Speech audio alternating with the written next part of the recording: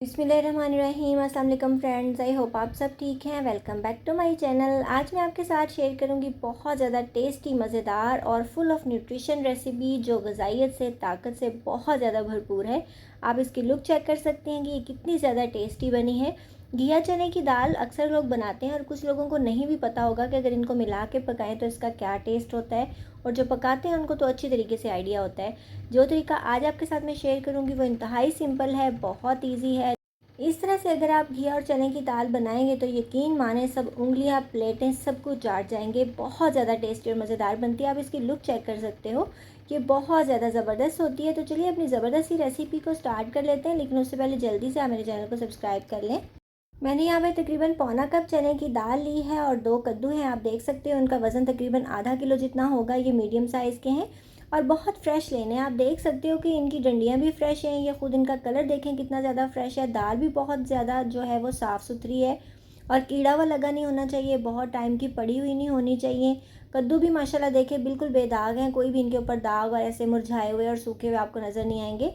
और दूसरी बात यह है कि जब भी आप कोई सब्ज़ी लेने जाते हो तो आपने देखना है कि सब्ज़ी का साइज़ ना तो बहुत ज़्यादा बड़ा होना चाहिए और ना ही बहुत ज़्यादा छोटा होना चाहिए। जो बहुत ज़्यादा बड़ी सब्ज़ी होती है ना, वो पकी होती है, उसके बीज अंदर से सख्त होते हैं और टेस्ट भी अच्छा नहीं होता।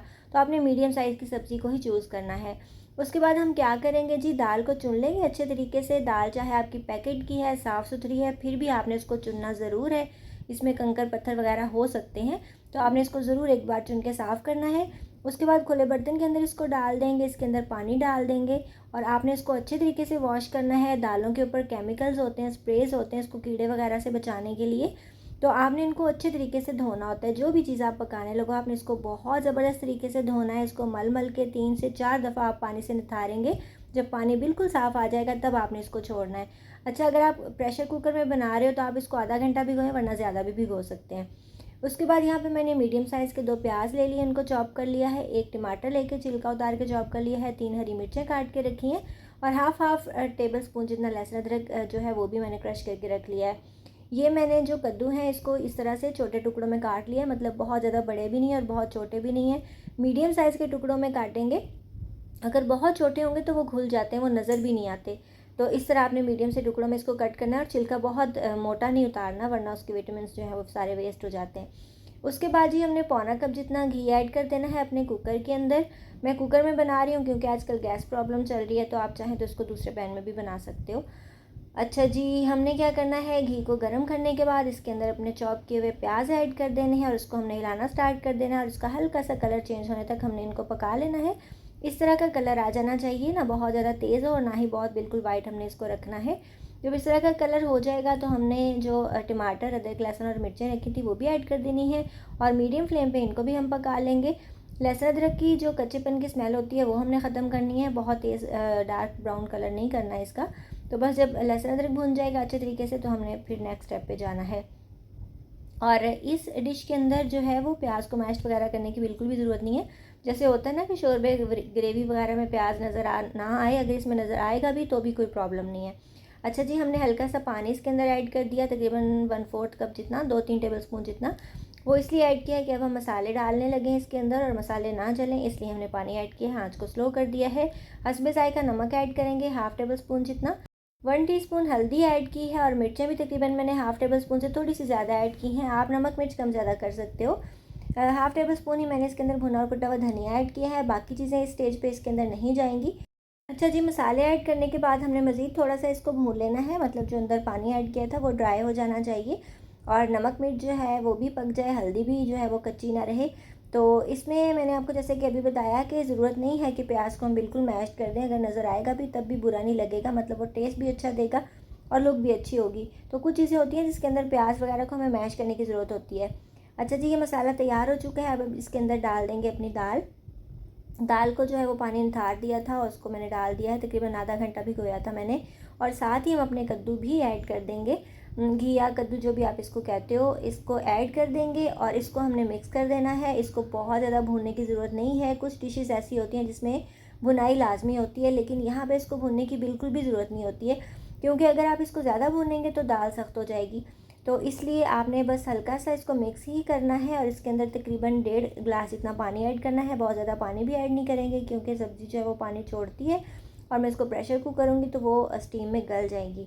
और अगर आप पैन में डालेंगे तो फिर पानी जो है वो अपने हिसाब से आप ऐड कर लीजिएगा।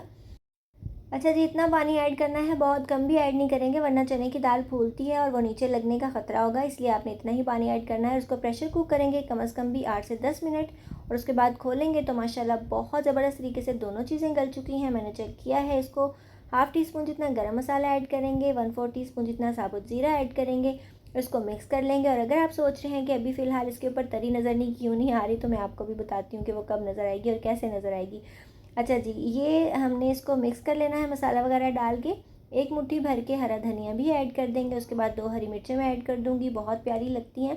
इसको एंड पे धनिया के साथ डालने से ना डिश में बहुत ज़बरदस्त सी खुशबू आती है और अगर आप मिर्चें ज़्यादा पसंद करते हैं तो आप इसको खा भी सकते हैं। तो 2 पर्पज़ के लिए हम इसको डालते हैं। तो ये देखिए जी, हमने थोड़ी देर इसको रख दिया था और ये देखिए माशाल्लाह तेल जो है वो खुद ब खुद ऊपर आ गया, मतलब घी तरी ऊपर आ जाती है। और ऐसे ही होता है जब आप डिश में भी ऐड करते हो तो तरी थोड़ी देर के बाद खुद ही ऊपर आ जाती है। तो ये देखिए माशाल्लाह कितना ज़बरदस्त सा हमारा चने की दाल और घिया कद्दू तैयार हुआ है। बहुत ज़्यादा टेस्टी और मज़ेदार बनता है। अच्छा, कुछ लोग इसको बनाते हैं तो इतना गल जाता है कि ना तो कद्दू नज़र आते हैं और दाल भी बिल्कुल घुल जाती है।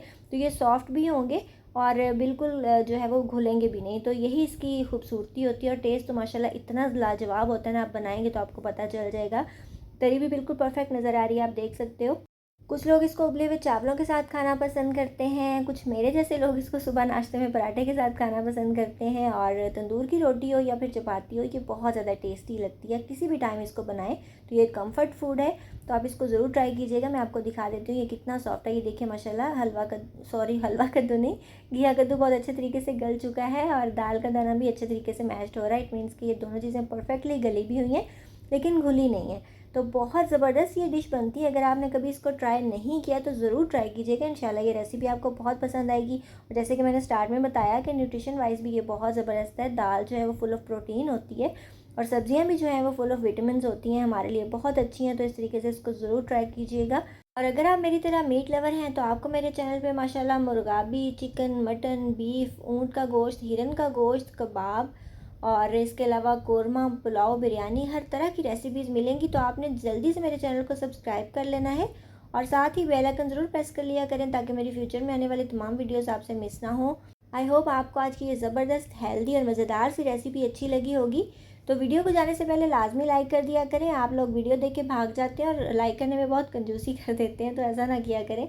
मिलेंगे इंशाल्लाह नेक्स्ट वीडियो में। अपना बहुत सा ख्याल रखिएगा, मुझे दुआ में याद रखिएगा। अल्लाह हाफ़िज़।